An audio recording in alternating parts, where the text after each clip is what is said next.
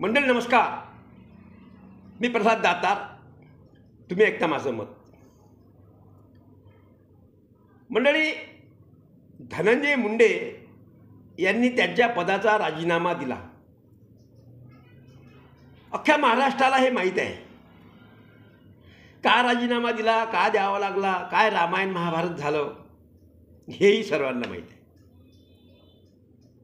पण मला नाही वाटत अजून की त्यांनी राजीनामा दिला म्हणून.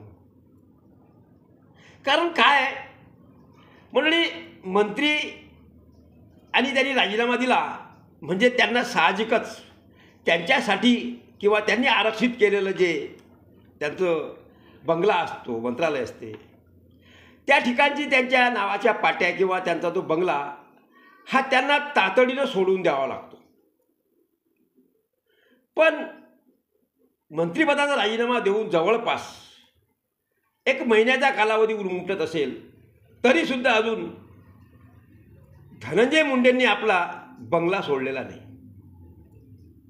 आज सकाळी काही पत्रकारांनी त्यांचा मंत्र्याचा पदभार किंवा त्यांचा मंत्रिपदाचा पदभार ज्या छगन भुजबळांनी घेतलेला आहे त्या छगन भुजबळांना पत्रकारांनी गाठलं आणि त्यांना विचारलं की तुम्ही कुठं राहता. तर त्यांनी अगदी मिस्किलपणे आणि सरळ सरळ उत्तर दिलं की जोपर्यंत धनंजय मुंडे त्यांचा बंगला सोडत नाहीत तोपर्यंत मला कुठेतरी हॉटेलमध्ये किंवा इतरत्र कुठेतरी राहावं लागत आहे. म्हणजे आहे की नाही, कठीण परिस्थिती आहे की नाही. म्हणून मला असं वाटते की अजूनही धनंजय मुंडेंनी राजीनामा दिलेला नाही. तुमच्या आपल्या सर्वांना दिसण्यासाठी म्हणून राजीनामा झाला असेल आणि त्यांचं मंत्रिपदसुद्धा किंवा त्यांचा मंत्रिपदाचा पदभार हा भुजबळांकडे जरी गेला असेल तरी बंगला का सोडला नाही. शासकीय बंगला हा धनंजय मुंडेंच्या आजोबा पंजोबाची मालमत्ता नाही ना. या बंगल्यामध्ये राहण्याचा अधिकार खऱ्या अर्थानं त्या मंत्र्यांनाच आहे की ज्यांच्याकडे तो पदभार आहे किंवा ज्यांना मुख्यमंत्र्यांनी मंत्री केलेला आहे. त्यामुळे अजूनही धनंजय मुंडेंनी बंगला सोडला नाही ही बाब छगन भुजबळांना प्रश्न विचारल्यावर लक्षात आली. तर अशा परिस्थितीमध्ये आज बिचाऱ्या भुजबळांना घरासाठी मुंबईमध्ये वणवण करावी लागत आहे. राज्याचं जे कोणतं मंत्रिपद त्यांच्याकडे होतं ते त्यांच्याकडे आलं. अन्न औषधी प्रशासन वगैरे काय, आणि पद आल्यानंतरही बंगला मिळाला नाही, हे किती दुर्दैव आहे. आणि तेही भुजबळासारख्या एका ज्येष्ठ मंत्र्याला की ज्यांना खऱ्या अर्थानं हे पद देतानासुद्धा खूप अडचणी गेल्या, घेतानासुद्धा अडचणी गेल्या. मग सुरुवातीच्या मंत्रिमंडळाच्या विस्तारामध्ये ज्यांचा समावेश केला नाही, काय अवमान त्यांचा त्यावेळेस झाला. आणि त्यानंतर आता हे वादग्रस्त असलेलं मंत्रिपद की ज्या धनंजय मुंडेमुळे ते राज्यभर वादग्रस्त झालं आणि ते मंत्रिपद भुजबळांना मिळालं. पण बंगला अजून मिळालेला नाही. तर तो बंगला धनंजय मुंडेंनी लवकर दिला पाहिजे. मध्यंतरी अशीही एक चर्चा आहे की जर बंगला सोडला नाही तर त्याचा दंडसुद्धा फार मोठा आहे. खूप मोठ्या प्रमाणात ती रक्कम आहे आणि ती रक्कम वसूल करण्याचा अधिकार हा मुख्यमंत्र्यांनाच आहे. म्हणजे त्या बंगल्याचं भाडं वसूल करायचं की नाही करायचं हा निर्णय संपूर्णतः मुख्यमंत्र्यांकडे आहे.